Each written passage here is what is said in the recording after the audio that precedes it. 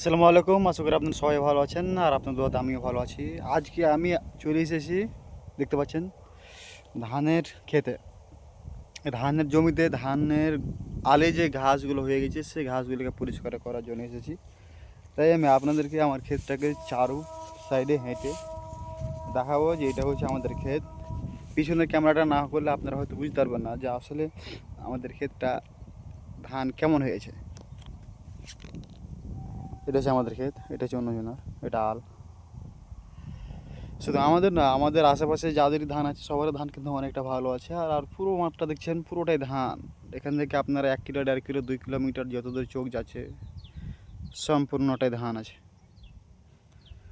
তো যাই হোক, একটা বেশি বড় করছি না, এখান থেকে আমার ব্লগটি শেষ করছি। যদি আমার ব্লগটা ভালো লেগে থাকে তাহলে একটা লাইক করবেন, কমেন্ট করবেন এবং আপনার বন্ধুদের সাথে শেয়ার করে তাদেরকে দেখার সুযোগ করে দেবেন। ধন্যবাদ, ফের দেখা হচ্ছে অন্য কোনো একটা ভিডিওতে।